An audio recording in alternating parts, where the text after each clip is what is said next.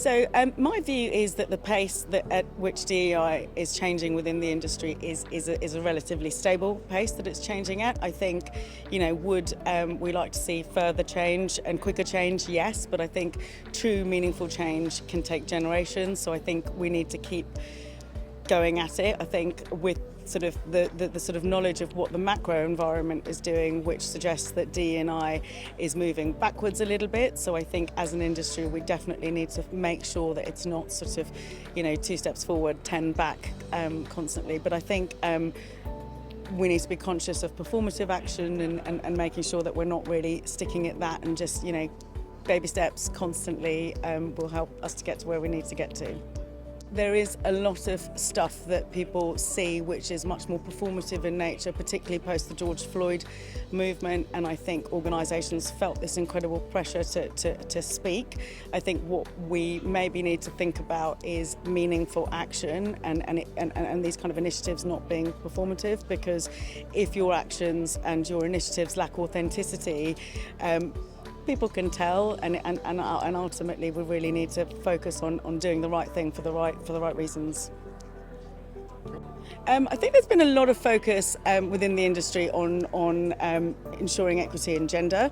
I think there's definitely, I've definitely personally seen some movement in that. A lot more women are moving into the industry. I think there's a lot more work to be done on other types of intersectionality, so race, other protected characteristics as well, social mobility being one of those. I think there's a lot of room for improvement in the non-visible diversity space. So how do we ensure that we're focusing on members of staff or people in the industry who are neurodivergent or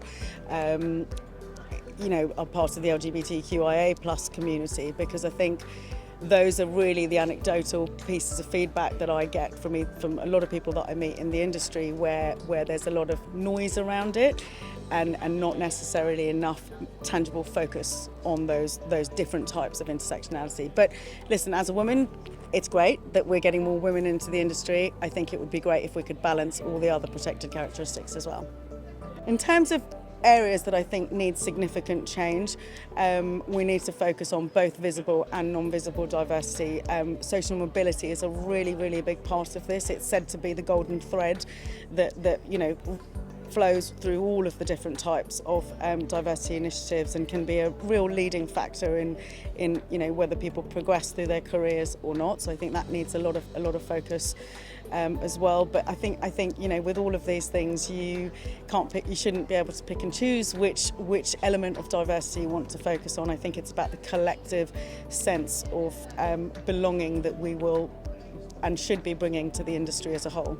I think that getting together as an industry and seeing ourselves as a force for collective change is really important. I think personally I love attending round tables or forums like this, because you get the opportunity to learn from each other, see what other people are doing. But also I think there's a lot of noise in the press about how these diversity, equity and inclusion is not really that important, and people shouldn't be focusing on it. And I think forums like this keep the conversation alive, which is really important, because for people who myself included, who tick a lot of the intersectionality boxes, it's really important to see your allies, to think and talk about what they're doing to change diversity within the industry. So for me, this sort of stuff is absolutely critical to helping enhance EDI.